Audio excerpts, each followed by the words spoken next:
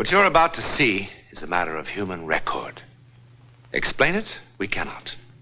Disprove it, we cannot.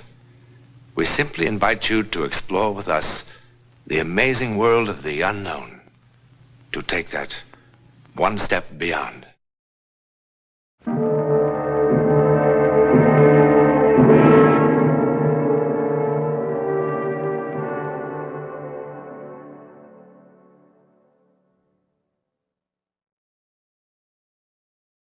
Like, thousands of other couples in Manhattan, Jim and Betty Hennessy are giving a cocktail party.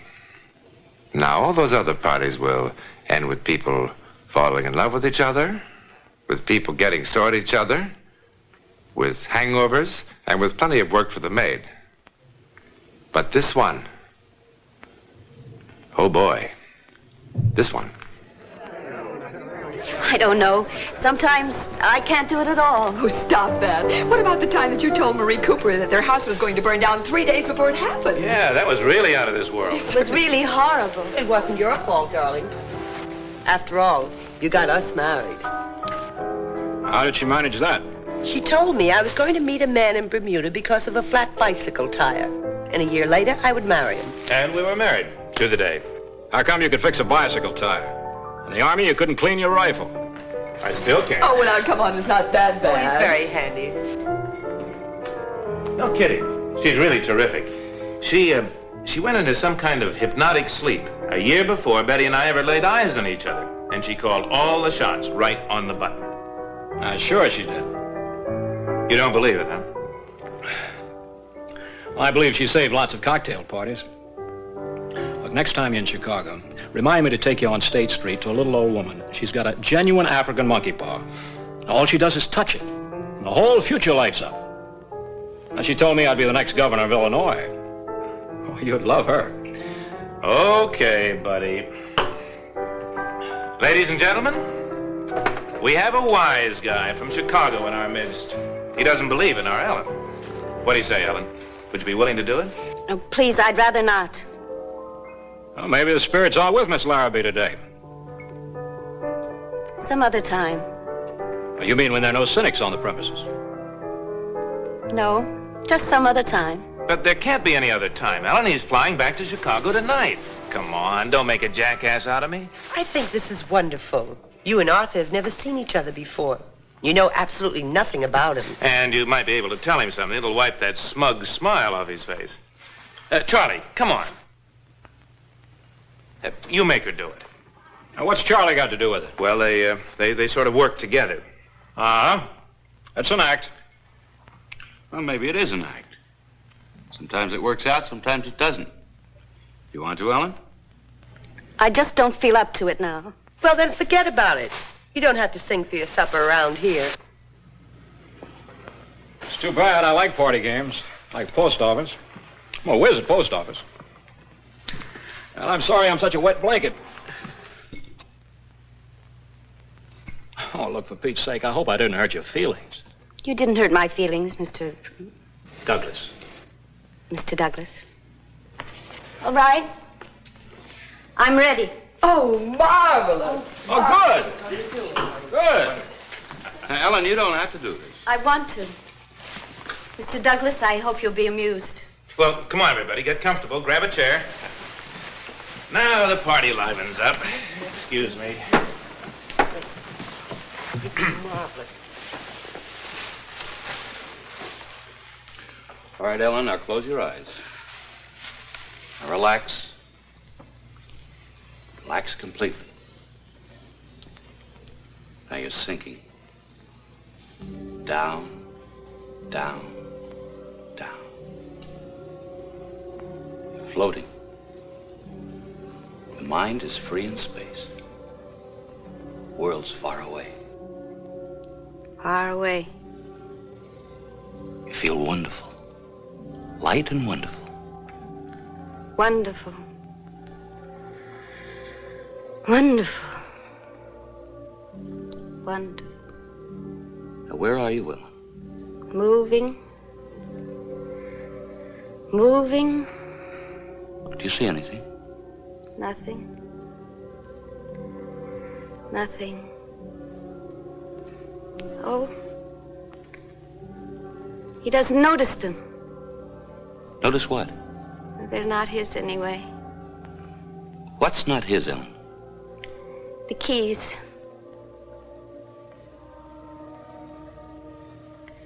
Now it's dark. Dark, dark, dark, dark. A tunnel. Stop. What stopped? Where did it stop? There's so much noise. What kind of noise? People. And trains. Many trains. I hope the act improves. You just told her I was taking a plane. Are you in the station, Ellen? He's late. He's hurrying. Now run. Run. Running. He's running. Where's he running? 102, B. 102? B. Compartment B. Car 102. Shouldn't someone tell her I'm flying? They shouldn't. They're making him go. Things making him go. Oh, he shouldn't have. He shouldn't have. There's a snake. It's a snake. A snake. A shining gold band. You mean a ring? Yes, a ring. Now I see. To thee, for whose dear love I rise and fall.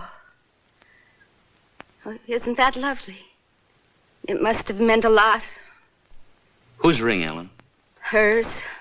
Hers? Well, well, well. Now, Arthur, if this bores you, we can stop right now. No, don't be silly. Now it's getting interesting. Oh, she's so pretty.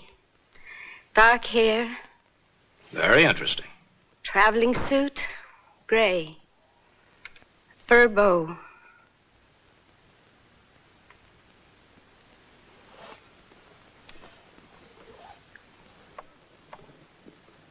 He's nervous. He's frightened. He's spilling her drink. And now he's running. Running. 102, quickly. Oh, he's so frightened. Oh, he's all alone. In the dark. Ah! The light is blinding.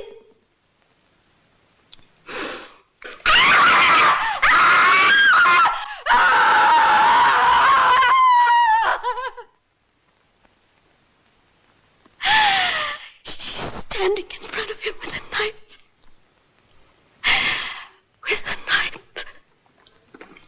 With a knife. Ellen. Ellen!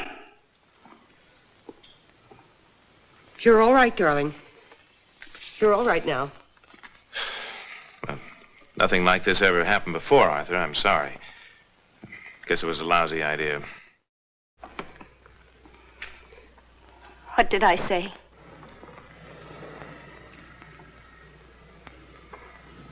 What did I say? I talked about you, didn't I? Well, if you did, I hope you're wrong. Was it bad? Bad?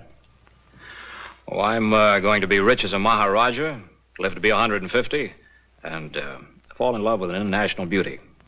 Look, thanks for the most exciting cocktail party I've been to in years. I wouldn't have missed it for the world. Goodbye. Goodbye, all. Bye. I'm afraid this wasn't a barrel of laughs. Well, have a good trip, Arthur. Thank you. I'm glad you're going by plane. You know something? You really married a spook. But she's good looking. So long, Arthur. All right, bye-bye. I'll see you soon.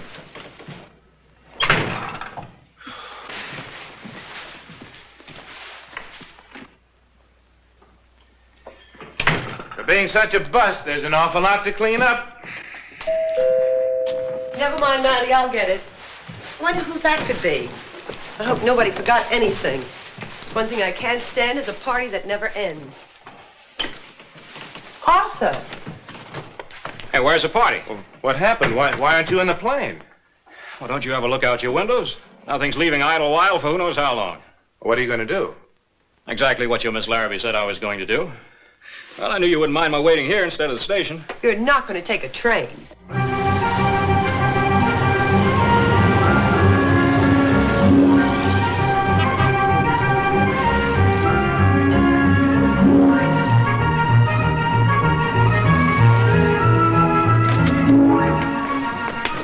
One bag, Chicago special. I'm sorry about the traffic, sir, but New York City, when we have fog... All right, keep the change. Thank you, sir. Gee, I'm sorry. All right, that's all right. Hey, mister! Okay, what? Mister! You dropped your keys, sir. Oh, they aren't mine. Okay. The keys. They're not his anyway. Going right out, sir.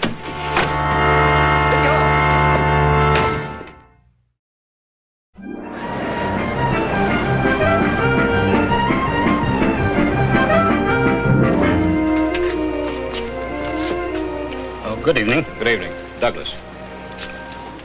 Oh, yes, Mr. Douglas, because of this storm and all the reservations that were made at the last minute like yours, there's been a mix-up in your space.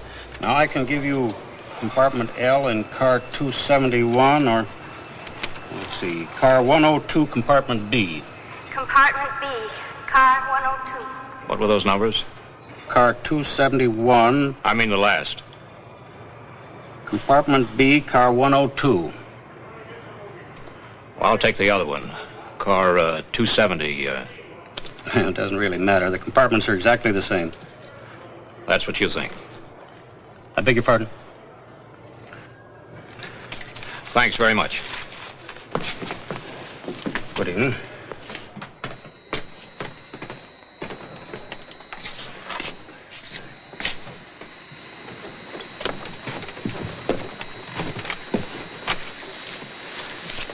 There you go.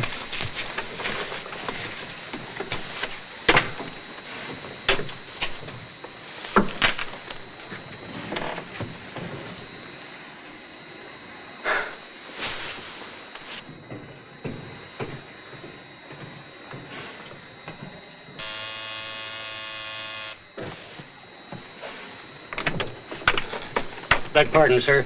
This last-minute change seems to have gotten us all fouled up. I'm afraid we're going to have to change cars after all. You see, this lady belongs in here. The porter will move you. I'm very sorry for the bother. Where are you moving me to? Well, the only space we have left, car 102, compartment B. Now, if you'll permit the porter to... I'm not permitting the porter anything. I'm staying right here. Oh, but Mr. Douglas... Look, why don't you put the lady in the other compartment? Well, you yourself said they were the same. Not quite, Mr. Douglas. You see, at 6:12 tomorrow morning, we lose car 102 at Dayton. That means that its passengers will ride in the club car the rest of the way to Chicago. And since this lady has had this space reserved for so long, it hardly seems fair that she should be the one who's inconvenienced. Well, I'm not moving. Look, rather than cause all this fuss, I'll take the other compartment. No. Just a moment. Mr. Douglas, as the conductor of this train, I'm responsible for the comfort of the passengers. Now, this lady purchased this space some weeks ago, and she's not going to be inconvenienced because of a clerical error, and I must say a most uncooperative man. Look, I've got to get to Chicago. Car 102 will take you there quite nicely. And if that compartment is not acceptable to you, I must ask you to leave the train. All right, let's change. Thank you, Mr. Douglas. Think nothing of it. I'm sorry about all this bother. All right. All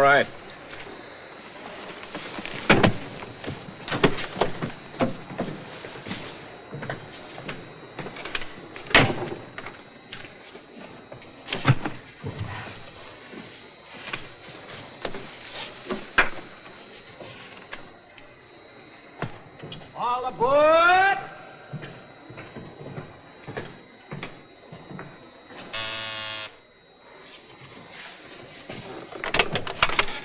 Yes?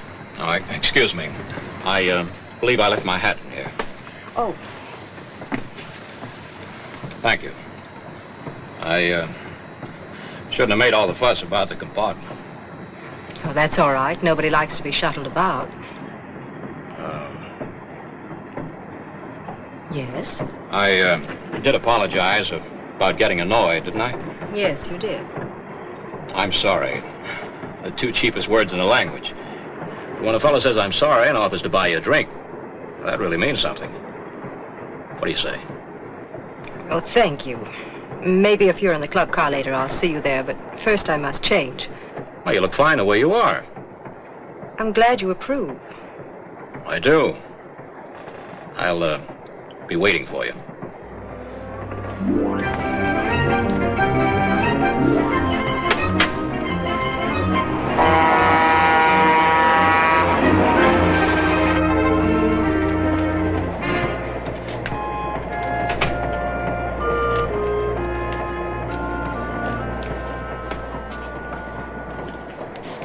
Does that kind offer of a drink still stand? Traveling suit, gray. Fur bow. Well, you did ask me to have a drink. Oh, please, forgive me. Please.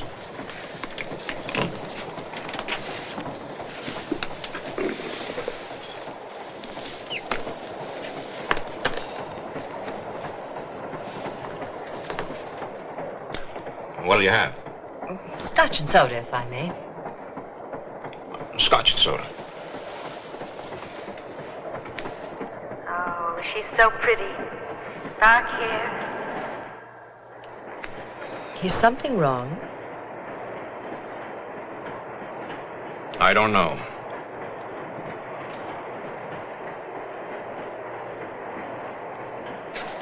You know, I can live without this drink. Oh, please, please, forgive me. Please. Would you, mind if I ask you a question about, your dress? It's a suit. Tell me, is that what you, call an original? I mean, if that's the only one like it. No, I wish it were. I hate to think about it, but there are probably 1,000 women walking around in exactly the same thing.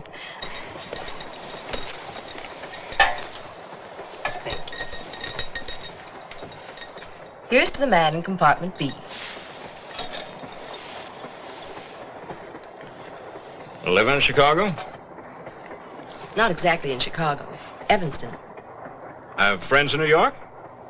A few, not many. Tell me, by some wild chance, you happen to know Ellen Larrabee? No, I don't think so. Thank you. No, you're sure? Quite sure. Now, she's small, brown hair, and eyes are sort of... I really don't know Ellen Larrabee. I'm glad. What? You want to hear something really crazy? I went to a cocktail party this afternoon. A perfectly normal cocktail party. And there was this completely average-looking woman there, this Ellen Larrabee. Now, look, I'm the most practical guy in the world. I believe 2 and 2 are 4, period. But this Ellen Larrabee told me that I was...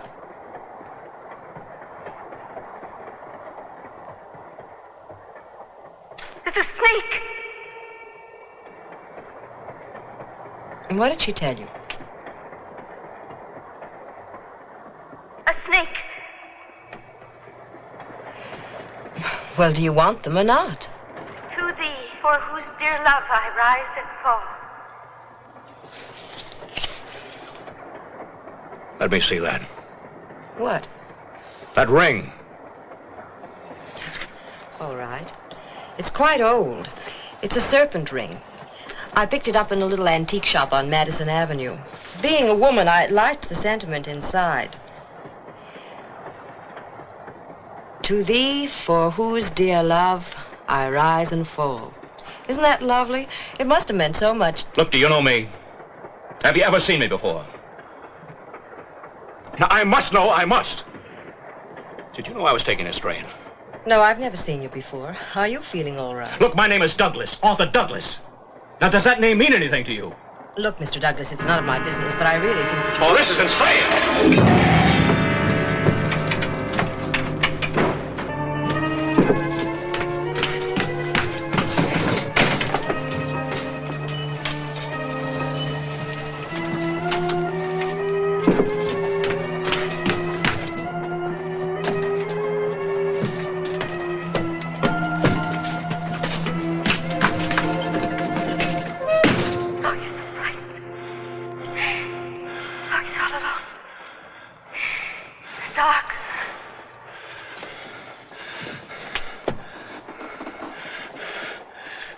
What is this? What is this?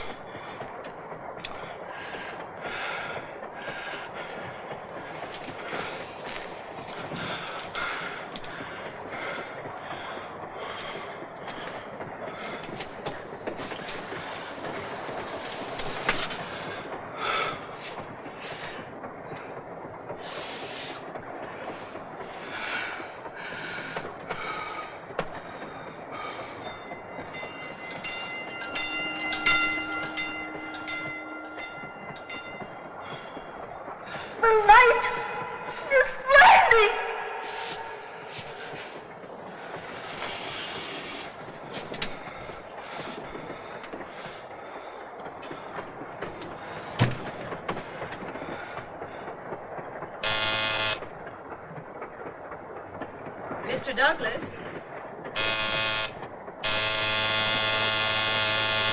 Mr. Douglas?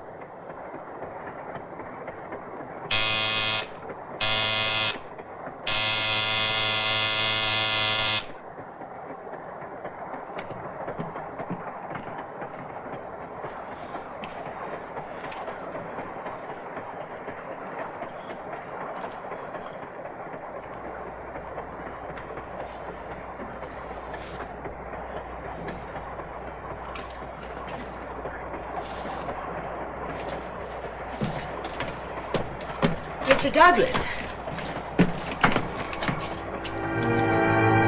Mr. Douglas.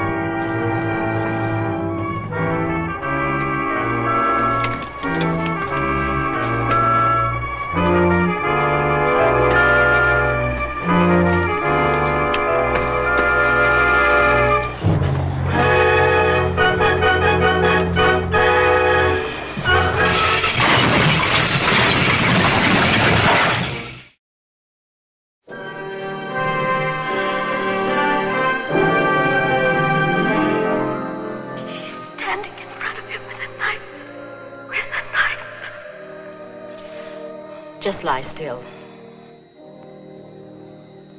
You'll be all right now. You've got quite a slice in the head, but you'll be all right. You're lucky. Lucky? Why, sure. Look at the service you're getting. I'm a first-class surgical nurse, and this gentleman here, he's a doctor. Happened to be in the next car. You're going to be all right. Lost a little blood, that's all.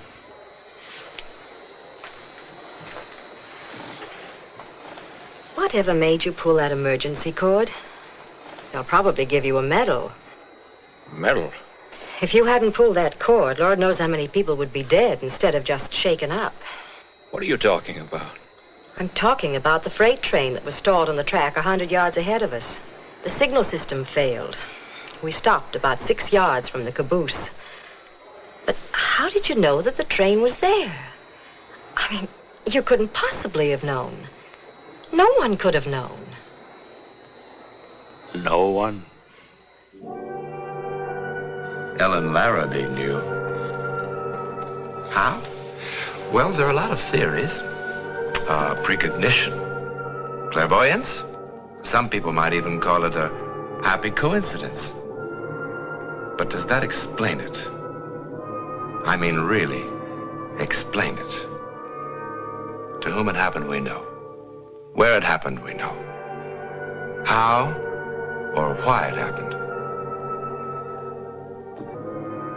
In a moment, something else to wonder about.